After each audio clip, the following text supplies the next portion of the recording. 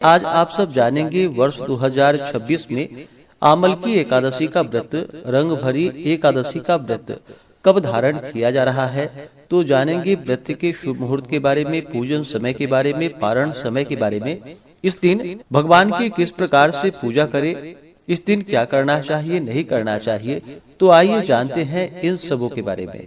फाल्गुन मास शुक्ल पक्ष की एकादशी को इसे आमल की एकादशी और रंग भरी एकादशी के नाम से जाना जाता है। इस दिन विशेष प्रकार से आंवले वृक्ष के नीचे बैठ करके पूजन करने का विधान है। इस दिन विशेष प्रकार से भगवान विष्णु, माता लक्ष्मी और भगवान विष्णु के परशुराम स्वरूप की पूजा करनी चाहिए। यह व्रत मोक्षदायक व्रत है तथा सभी प्रकार के पापों का नाश इस व्रत के प्रभाव से होता है। यह मोक्षदायक, धन, वैभव एवं पुत्र पौत्रादिक प्रदायक व्रत है। यह भक्तों की रक्षा करने वाला है।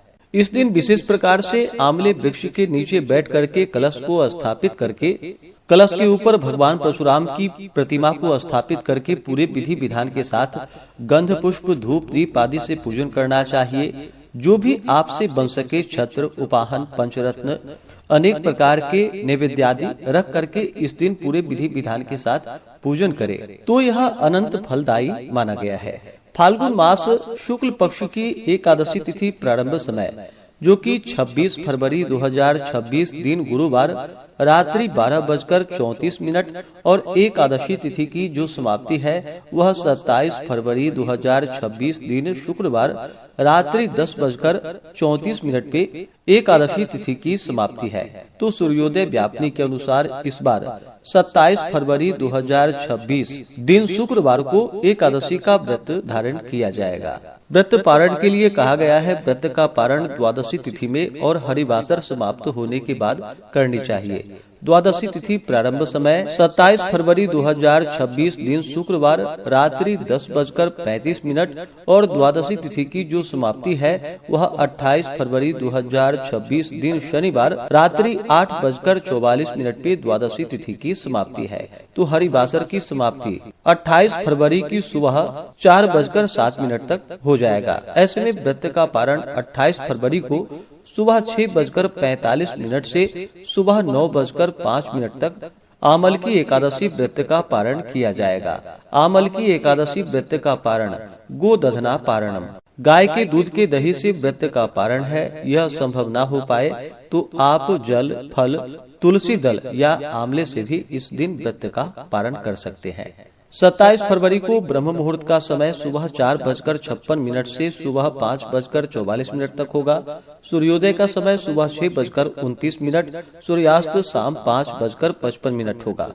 राहु काल का समय 27 फरवरी को सुबह 10:44 से दोपहर 12:11 तक होगा और 28 फरवरी को राहु काल सुबह 9:16 से सुबह 10:43 तक होगा। राहु काल समय के दौरान कोई भी शुभ कार्य या नया कार्य नहीं करना चाहिए, इस बात का ध्यान रखें। प्रातः काल पूजा का शुभ मुहूर्त 27 फरवरी को सुबह 6:23 से सुबह 7:50 तक होगा। अभिजीत मुहूर्त का समय दोपहर 12:11 से दोपहर 12:57 तक होगा। शाम को पूजा का शुभ मुहूर्त शाम 4:31 से शाम 5:38 तक होगा और विशेष रात्रि 9:04 से रात्रि 10:37 तक होगा। नक्षत्र आद्रा होगा सुबह 10:48 तक, उसके बाद पुनर्वसु नक्षत्र होगा। योग आयुष्मान होगा शाम 7:44 तक, उसके बाद सौभाग्य योग होगा। सर्वार्थ सिद्धि योग भी 27 फरवरी को बन रहा है जो कि सुबह 10:48 से अगले दिन सुबह 10:47 तक होगा, जो कि बड़ा ही अच्छा सहयोग बन रहा है। इस दिन पूरे विधि विधान के साथ भगवान विष्णु, माता लक्ष्मी और भगवान परशुराम की पूजा करनी चाहिए। आंवले वृक्ष के नीचे बैठ करके इस दिन अनेक प्रकार के गंध, पुष्प, धूप, दीप आदि से पूजन करे। खास करके इस दिन आंवले का भगवान को भोग भी लगाए और उसे प्रसाद के रूप में ग्रहण भी करना चाहिए। ध्यान रखिए, जो भी वस्तु भगवान को भोग लगाते हैं तो तुलसी दल डाल करके ही भगवान को भोग लगानी चाहिए। एकादशी व्रत रखने वालों को दशमी तिथि के दिन सूर्यास्त होने से पहले ही जो कि सात्विक आहार ग्रहण कर लेनी चाहिए। रात्रि ब्रह्मचर्य का पालन करते हुए भगवान नाम का स्मरण करते हुए सोना चाहिए। एकादशी की सुबह उठ करके स्नान आदि करके शुद्ध वस्त्र धारण करके दिन रात्रि उपवास रह करके व्रत को धारण करें।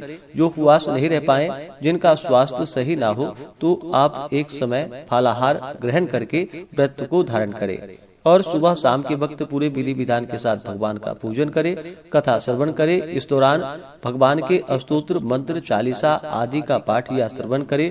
पुरुषोक्त विष्णु सहस्त्र नाम आदि का पाठ या श्रवण करें तो बड़ा ही पुण्य फल दायी होगा। और जहाँ तक बन सके एकादशी की रात्रि जागरण करते हुए समय को व्यतीत करे और द्वादशी की सुबह उठ करके स्नान आदि करके शुद्ध वस्त्र धारण करके भगवान का पूजन आरती आदि करके ब्राह्मणों को भोजन करवाए, ब्राह्मणों को दान और दक्षिणा दे और फिर समय के अनुसार व्रत का पालन करे। इससे व्यक्ति के सभी प्रकार के पाप और ताप नष्ट होते हैं। भगवान विष्णु की कृपा से सभी प्रकार के सुख तथा समृद्धि की प्राप्ति होती है और अंत में भगवान विष्णु के धाम की प्राप्ति होती है। तो आशा करता हूँ कि यह जानकारी आपको अच्छा लगा हो। इसी प्रकार से ज्ञानवर्धक जानकारियाँ प्राप्त करते रहने के लिए, व्रत पूजा के बारे में जानने के लिए, कथा को सुनने के लिए चैनल पे अगर आप पहली बार आए हैं तो चैनल को लाल बटन दबा करके सब्सक्राइब करें, साथ में बेल आइकन घंटी को दबाएं ताकि आने वाली वीडियो का नोटिफिकेशन आपको समय से मिलता रहे। वीडियो को लाइक करें, शेयर करें। सुखी रहें और स्वस्थ रहें। जय श्री राधे कृष्ण। धन्यवाद।